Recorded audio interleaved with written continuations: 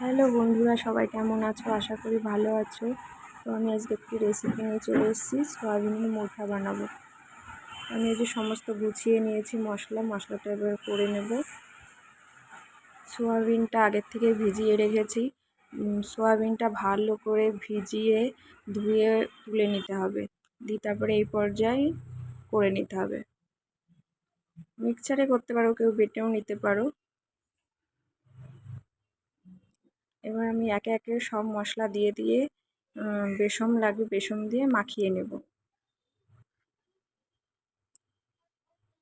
আমি একে একে হলুদ দিচ্ছি, লঙ্কার গুঁড়ো, জিরের গুঁড়ো, লবণ, বেসন দিয়ে ভালো করে মাখাতে হবে। এটা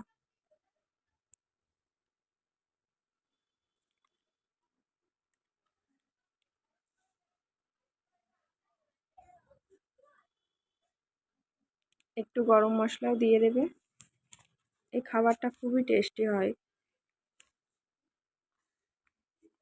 বেসন দিয়ে দিলাম, এবার মাখিয়ে রেখে দেব। এই যে এরকম শেপে আমি বানিয়ে নিয়েছি, তোমরা চাইলে গোল গোল করেও বানিয়ে নিতে পারো। এবার এগুলো কড়াইতে ভেজে নিতে হবে। কড়াই তেল দিয়ে দিয়েছি, মুঠাগুলো আমি সব ভেজে নেব। মুঠাগুলো লাল লাল করে ভেজে নিতে হবে। ভাজার পরে এগুলো সস দিয়েও খেতে বেশ ভালো লাগে।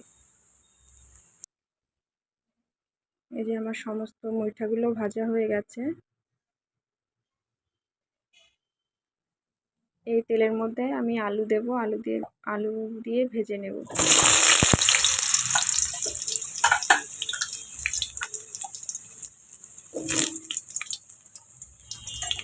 আলুগুলো লাল লাল করে ভেজে নেব।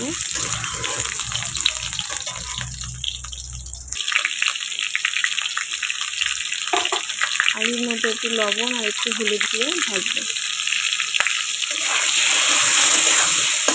তাহলে তাড়াতাড়ি ভাজাটাও হয়ে যাবে, কালারটাও সুন্দর আসবে।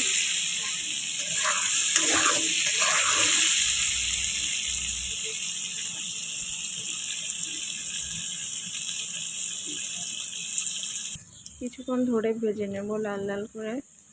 আমার কালারটা চেঞ্জ হয়ে এসছে, দেখো। এবার এই তেলের মধ্যেই আমি দিয়ে দেব জিরে আর পেঁয়াজ, একটু ভেজে নেব। তোমরা চাইলে গোটা গরম মশলাও দিতে পারো, আমার কাছে ছিল না তাই আমি বাদ দিয়ে দিয়েছি। এবার পেঁয়াজ দিয়ে ভেজে নেব।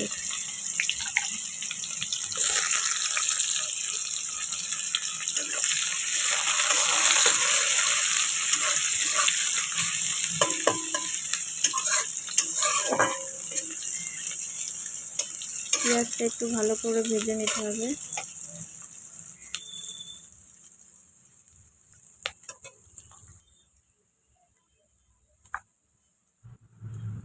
ভাজা আমার হয়েই গেছে, এবার মশলা দিয়ে দিলাম।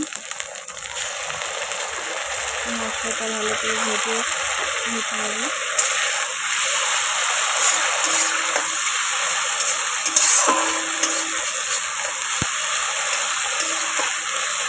নাড়াচাড়া দিয়ে যেতে হবে, নয়তো মিক্স করে ধরে যেতে পারে।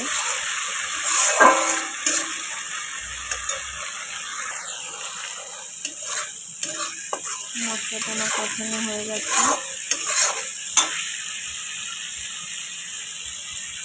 এবার আলু দিয়ে দেবো। আলুটা দিয়ে কিছুক্ষণ কষাবো।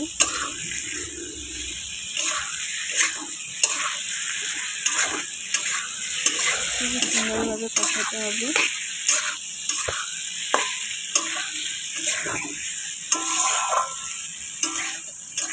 কষাতেই থাকতে হবে, কারণ রান্নাটা আমার এখানে অর্ধেকটা হয়ে যাবে, এরকমটা লাগবে। আমি সামান্য একটু জল দিয়ে দিয়েছিলাম।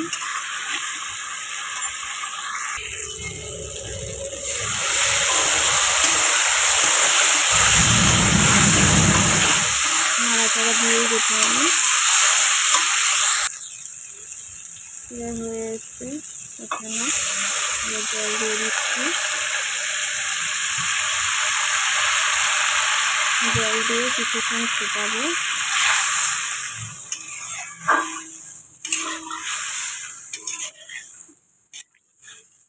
উঠলে মুঠাগুলো দিয়ে দিতে হবে।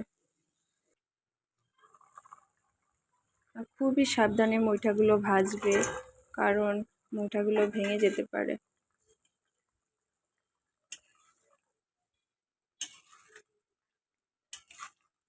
এই খাবারটা খুবই টেস্টি হয়, সামান্য একটু চিনি দিতে হবে।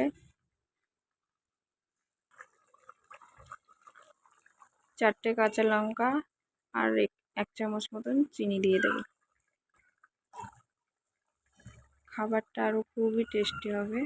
তাহলে তোমরা যারা চিনি খাও না বাদ দিতে পারো।